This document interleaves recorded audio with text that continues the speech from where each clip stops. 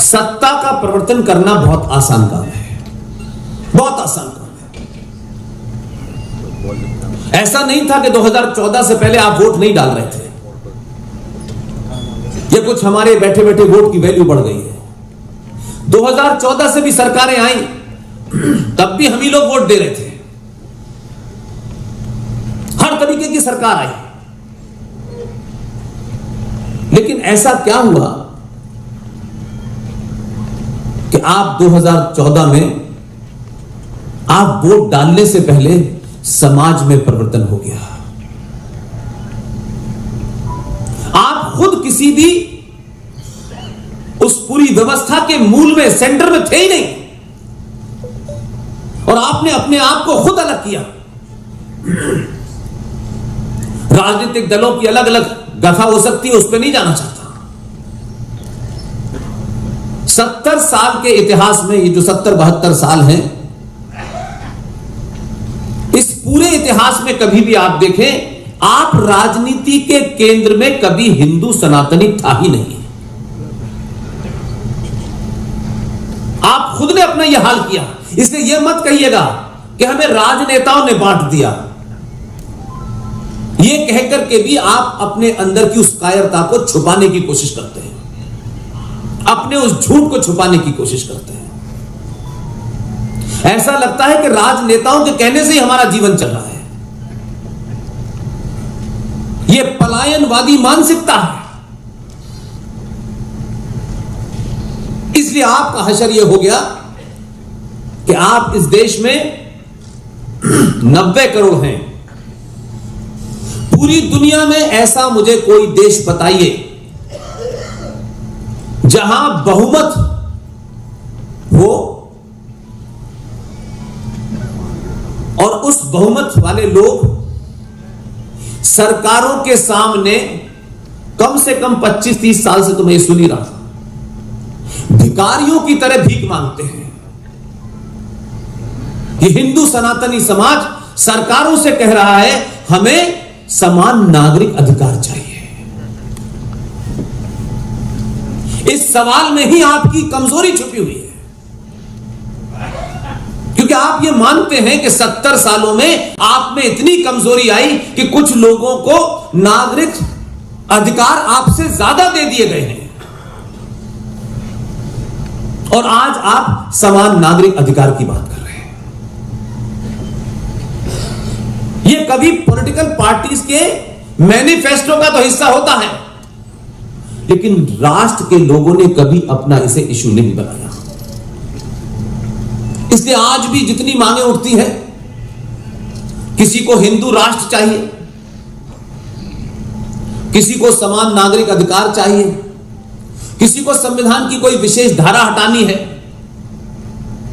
यह मांग करने की मानसिकता से सनातनी हिंदू समाज बाहर निकले और मांग न करे, बल्कि सत्ताओं पे उन लोगों को चुन के भेजे जो आपकी मांग के सामने झुके।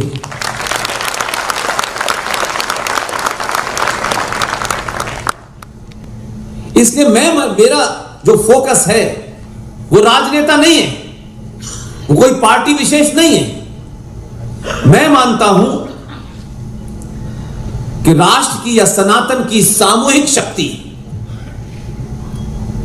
जब भी 90 करोड़ सनातनी हिंदू अपनी सामूहिक शक्ति का प्रदर्शन करेंगे, चाहे सड़क पे करें, चाहे लोकसभा में करें, चाहे राज्यसभा में करें, मुझे ऐसा यकीन है, आपको मुझसे ज्यादा यकीन होगा कि जो सामूहिक शक्ति है सनातनी हिंदू की, अगर आपने अपने निजी स्वार्थों से, जातियों से ऊपर नीचे उठ के सोचना शुरू किया, मेरा दावा है, मुझे नहीं पता कि मैं कब तक मेरी आवाज रहेगी, लेकिन मेरा दावा है इस देश में आपके विपरीत सरकार भी बन जाए,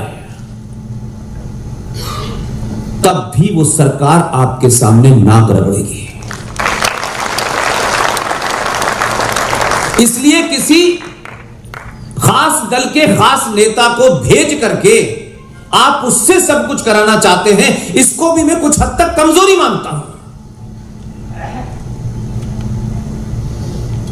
और आप अपने साथ रहने वाले लोग हैं जो इस शहर को अहमदाबाद कहते हैं, उनसे भी नहीं सीखते। यह कोई पीएचडी और रिसर्च का विषय नहीं है। आज से नहीं, 632 से जो शुरू हुआ था वो आज तक पूरी दुनिया में उसी ताकत के साथ चल रहा है। उन्होंने अपनी लाइन नहीं बदली, कभी अपोलोजिस्टिक नहीं हुए, कभी उन्होंने सवाल नहीं पूछा, कभी इस देश में रैली नहीं निकाली बेरोजगारी के खिलाफ, कभी प्याज के दाम और पेट्रोल के दाम पे उन्होंने वोट नहीं दिया। लेकिन हम ये चाहते हैं कि हम वोट तो देंगे अपने निजी स्वार्थों के लिए और उम्मीद करेंगे राष्ट्र निर्माण हो जाए। इसलिए आप उस सूरत को सोचिए कि अगर आप ताकत में भी नहीं हैं, लेकिन आपसे न कोई आपकी गिनती से डरता है, न पार्लियामेंट में आपकी गिनती से डरता है, न सड़कों पे डरता है, और वो आपको ये समझता है कि ये कायर और डरपोक और लालची लोग सिवाय अपने स्वार्थों के लिए सड़कों को रोक सकते हैं लेकिन राष्ट्र के लिए नहीं रोकते। यही वजह है, कहीं ऐसा दुनिया में नहीं हो सकता कि टोटल पॉपुलेशन में से 90 करोड़ लोग उनके खिलाफ संसद में बैठ करके लोग कानून बना दें और 90 करोड़ लोगों में से 9 लोगों को उस कानून के बारे में न पता हो, और हम ढकोसला पूछ रहे पूरे देश में हिंदुत्व का, सुबह शाम हिंदुत्व, रोज नई परिभाषा हिंदुत्व की, सभा से लेके यहां तक पूरे देश के अंदर दौरे हो रहे हैं, लेकिन ये नहीं बता रहे कि तुम्हारा सौदा हो गया है। पार्लियामेंट में बैठने वाले लोगों ने नहीं बताया, चलिए माना उनका स्वार्थ होगा, आपके अपने हो या पराए हो, लेकिन समाज में हजारों संगठन हैं जो हिंदुओं की ठेकेदारी कर रहे हैं। हमारे अंदर यह बोध हो गया कि इन्होंने नहीं बताया तो होगा ही नहीं। लेकिन आपको संचार क्रांति के दौर में भी अगर यह नहीं पता है तो फिर इसके लिए किसी दूसरे को दोष मत दीजिए। हम सब दिन में हजारों बातें करते हैं,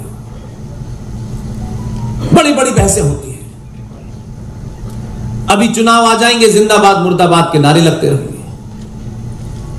ये पटेल है, ये कड़वा पटेल है, ये लौआ पटेल है, ये हिंदू है, ये ब्राह्मण है, ये ठाकुर है, ये यादव है, फिर शुरू हो जाएगा और बड़ी मुश्किल से हम रास्ता निकाल के जीत पाएंगे। लेकिन ये जीत किस लिए हो रही है?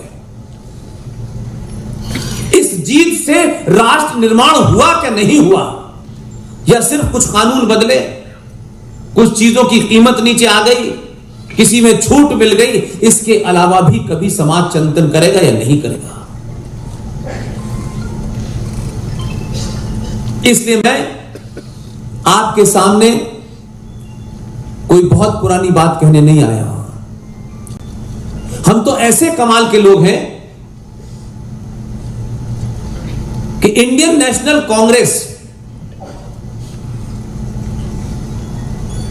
बताया जाता है कि इसी ने आजादी दिलाई है, अंग्रेजों से दिलाई है, और 1885 में यह पार्टी अंग्रेजों से आजादी के लिए बनी।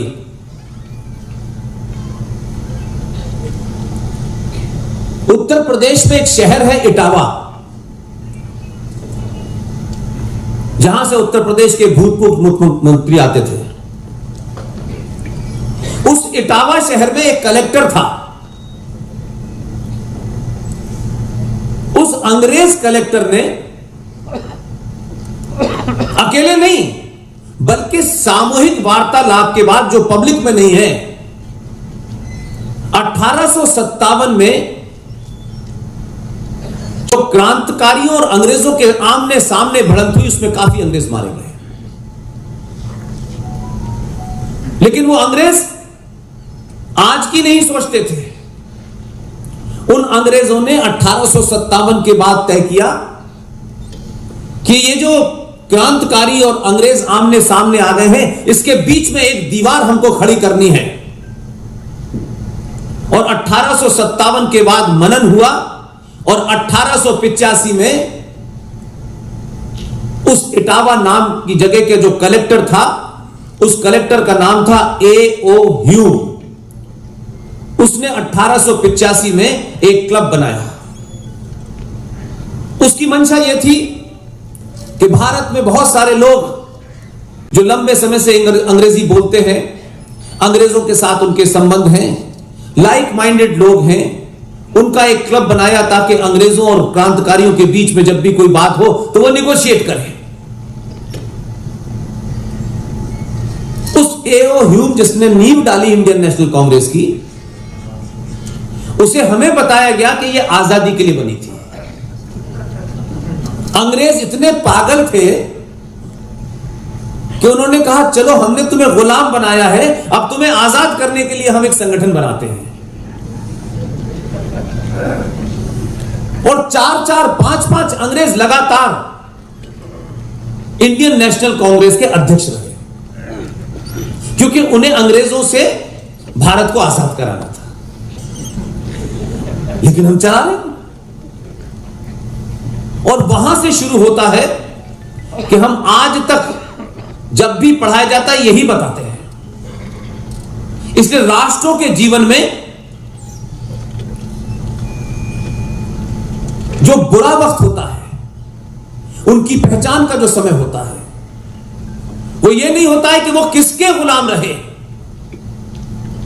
राष्ट्र इससे कभी कमजोर नहीं होता है। राष्ट्र इससे कमजोर होता है कि जब आप आजाद भी हुए तो आपको पढ़ाया क्या गया।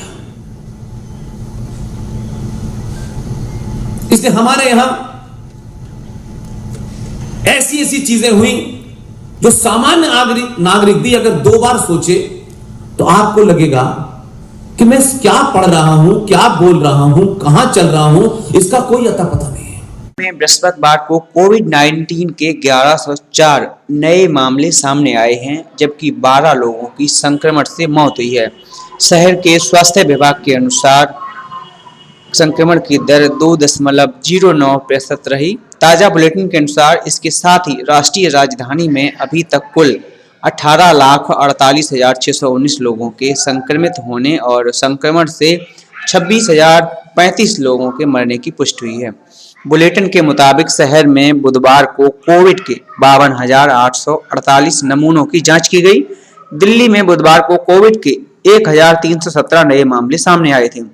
संक्रमण की दर 2.11% दर्ज की गई थी, जबकि संक्रमण से 13 लोगों की मौत हुई थी। मंगलवार को राष्ट्रीय राजधानी में संक्रमण के 1,114 नए मामले सामने आए थे। संक्रमण की दर 2.28% दर्ज की गई, जबकि कोविड से 12 लोगों की मौत हुई थी। वहीं देश में एक दिन में कोविड-19 के 67,084 नए मामले सामने आने के बाद देश में कोरोना वायरस के कुल संक्रमितों की संख्या बढ़कर 4,24,78,060 हो गई। वहीं उपचाराधीन मरीजों की संख्या घटकर 7,90,789 रह गई है। केंद्रीय स्वास्थ्य मंत्रालय की ओर से बृहस्पतिवार को जारी आंकड़ों के अनुसार देश में कोविड-19 से 101,241 और लोगों की मौत के बाद संक्रमण से जान गंवाने वालों की कुल संख्या बढ़कर 5,06,520 हो गई। देश में अभी कोरोना वायरस से संक्रमित 7,90,789 लोगों का इलाज चल रहा है, जो संक्रमण के कुल मामलों का 1.86% है। पिछले 24 घंटों में कोविड-19 के उपचाराधीन मरीजों की संख्या में 1,02,039 लोगों की कमी दर्ज की गई। देश में मरीजों के ठीक होने की राष्ट्रीय दर 96.95% है। अद्यतन आंकड़ों के अनुसार संक्रमण की दैनिक दर 4.44% है और साप्ताहिक दर 6.58% दर्ज की गई। देश में अभी तक कुल 4,11,80,751 लोग संक्रमण मुक्त हो चुके हैं और कोविड-19 से मृत्यु दर 1.19% है।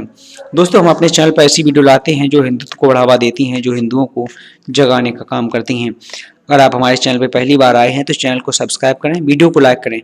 मिलते हैं अगली वीडियो में, तब तक के लिए जय हिंद, जय भारत।